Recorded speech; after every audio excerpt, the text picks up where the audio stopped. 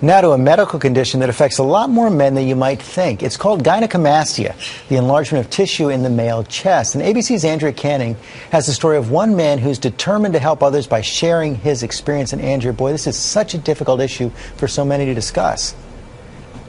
Yeah, George, good morning. It really is a tough one, and it's constantly joked about on TV. You know, men have a hard time talking about it, but we're about to introduce you to one man who is talking about it, and he's sharing his story because he wanted to help others. But remember, this is a sensitive issue, and some of these images may not be suitable for children. You're about to see an incredible transformation. One man who's about to change his body and his life with our cameras rolling. I have good news for you. But to understand this moment, you have to understand his journey, which starts with a love story.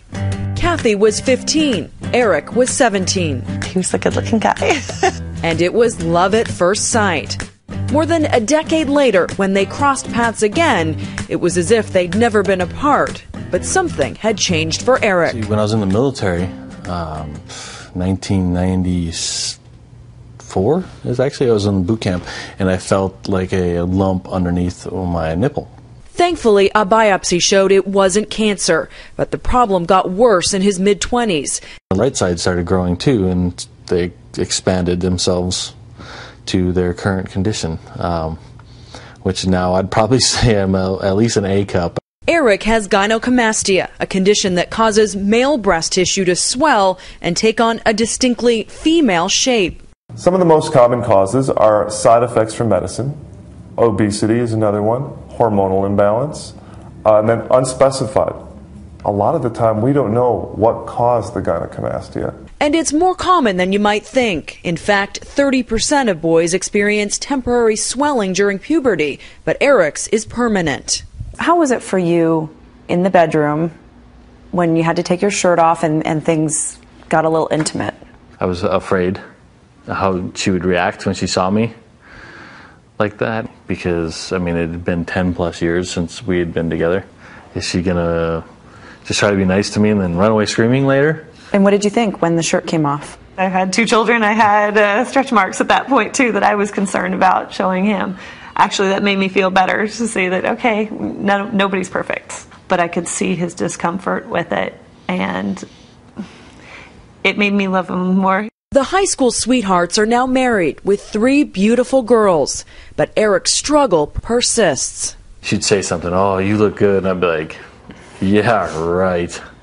I'm like, if you like a guy with whatever, you know, I'd say different things to diminish myself in a lot of ways. So your self-confidence took a big hit. Oh, extremely. One of the most popular jokes on Seinfeld was the man's ear.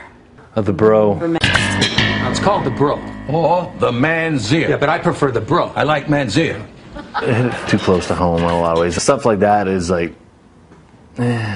Put off by the invasive procedure for corrective surgery, Eric decided to try to live with it.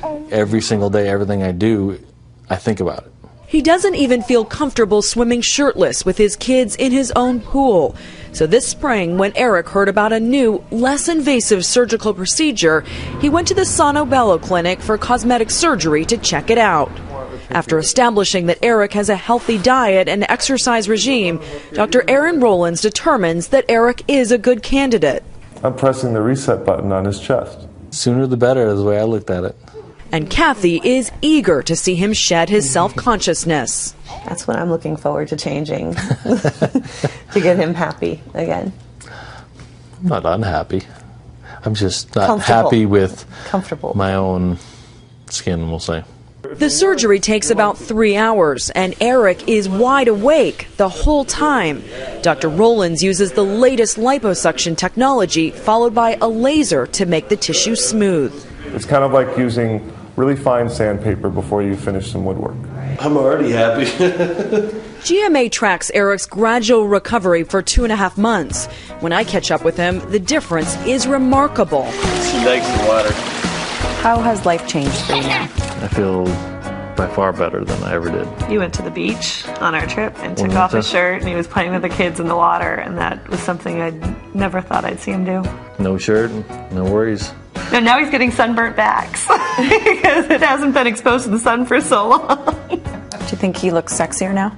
I always thought he looked sexy, but yes, I do. He carries himself much better now. It's not the self-conscious, not slouching, not trying to hide it and stretch out his shirts and looking at himself in the mirror negatively. Now he's happier, and that makes him much sexier. New lease on life? Yes, definitely.